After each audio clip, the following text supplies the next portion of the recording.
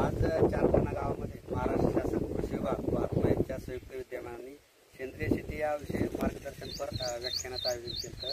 तर त्या मुख्य व्याख्याते म्हणून योगेश सोनवणे सर हे आपल्याला बायोडायनॅमिक्स खत कसं तयार करतं याविषयी आपल्याला सविस्तर मार्गदर्शन. नमस्कार. तर आजचा विषय म्हणजे आपला बायोडायनॅमिक कंपोस्ट खत. सरांनी माझा परिचय करून दिला, तरी पण एकदा माझा परिचय करून देतो. माझं नाव योगेश सोनवणे, सर्व विकास समिती अकोला आणि कृषी तंत्रज्ञान व्यवस्थापक यंत्रणा आत्मा यांच्यामार्फत इथं कार्यक्रम आयोजित केलेला होता. त्या कार्यक्रमाअंतर्गत आपण बायोडायनॅमिक कंपोस्ट खत कशा पद्धतीने तयार करतो ते आपण आता इथं पाहणार आहे. तर बायोडायनॅमिक कंपोस्ट खत तयार करत असताना सर्वप्रथम आपल्याला त्याची लांबी रुंदी व्यवस्थित घेणं गरजेचं आहे. तर आपल्याला सपाट जमिनीवरती 15 फूट लांब घ्यायचं आहे, 5 फूट रुंद घ्यायचं आहे आणि 3.5-4 फुटापर्यंत त्या ढिगाची हाईट घ्यायची. त्या ढिगामध्ये 70% शेण आणि 30% काडी कचरा असणं गरजेचं आहे. ते सर्व असताना त्याच्यामध्ये आपल्याला सुरुवातीला 5 दिवस अगोदर पाणी मारणं गरजेचं आहे. पाणी इतपत मारायचं की ते पाणी त्याच्यामध्ये बाहेर वाहून जायला नको, कारण की त्याच्यामध्ये महत्त्वाचा जो घटक आहे वर्मीवास्ट हा त्याच्यामध्ये असतो, की पाणी आपण त्याच्यामधून वाहून जायला नको याची काळजी घेणं गरजेचं आहे.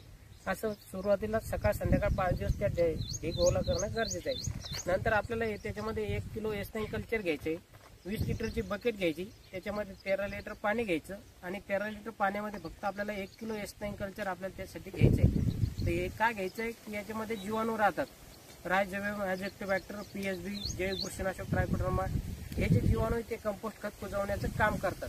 तर हे फक्त आपल्याला 1 किलो घ्यायचं आहे 13 लिटर पाण्यामध्ये. 13 लिटर पाण्यामध्ये जवळजवळ आपल्याला 1 तास ढवळून घ्यायचं आहे. ढवळताना सरळ आणि उलट्या दिशेने भवरा पडेल अशा पद्धतीने आपल्याला ते ढवळायचं आहे. ते ढवळल्यानंतर आपल्याला जो 15 फूट लांब ढीग घेतलेला आहे आपण, त्याला आपल्याला 13 छिद्र इकडल्या साईडला आणि 13 छिद्र तिकडल्या साईडला असे 26 छिद्र त्या ढिगाला पाडायचे. आणि ते 26 छिद्रामध्ये आपल्याला 13 लिटर पाणी म्हणजे अर्धा लिटर पाणी एका छिद्रामध्ये टाकून 13 लिटर पाणी 26 छिद्रामध्ये टाकायचं आणि ते छिद्र बुजून घ्यायचे. बुजून घेतल्यानंतर आपल्याला त्याला ढिगाला असं लिपून घ्यायचंय, शेणा आणि मातीला लिपून घ्यायचे. तर आपण ढीग कशा पद्धतीने लिपायचा पूर्णपणे आपण अशा पद्धतीने आपला पूर्णपणे जो ढीग आहे तो लिपून घ्यायचा आहे. अशा पद्धतीनं लिपणं आहे. तुमच्याकडे जर शेण कमी असेल तर तुम्ही त्याच्यामध्ये थोडीफार माती मिक्स करू शकता, पण असं कुठेही उघडं न राहता अशा पद्धतीने आपल्याला ते ढीग लिपणं गरजेचं आहे. जर का आपण ढीग लिपून जर 15 दिवस झाले तर त्याची घनता कमी होते, म्हणजे त्याला थोडेफार चिरा वगैरे जातात. 15-20 दिवसांनी ते चिरा आपल्याला बुजवून घेणं गरजेचं आहे.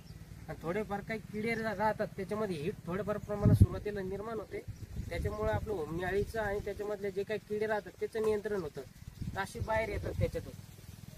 तर हे पण आपल्याला लिपून घेणं नंतर गरजेचं आहे.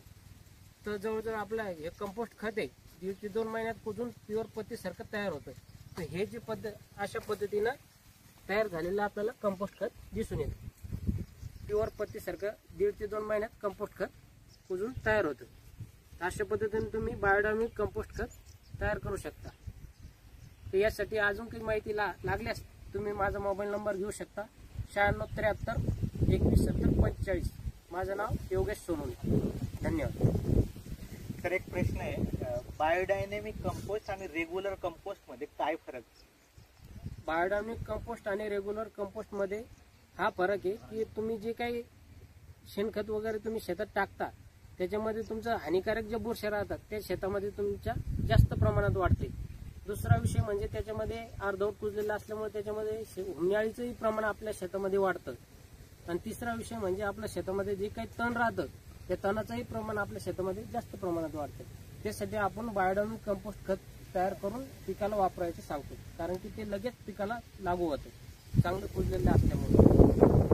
सोनवणे सरांनी आपल्याला चांगली माहिती दिली की बायोडायनॅमिक खत शेतात का वापरावं. सदर प्रोग्राम हा कृषी विभाग आत्मा अंतर्गत आणि सर्व विकास समिती अकोला मार्फत आयोजित केला होता. त्याप्रसंगी सर्व प्रतिनिधी उपस्थित होते. तरी आपल्याला काही बायोडायनॅमिक कंपोस्ट करताना काही अडचण आली तर सरांचा नंबर दिलेला आहे, त्यावर आपण संपर्क करून बाकी माहिती घेऊ शकता. ओके, धन्यवाद.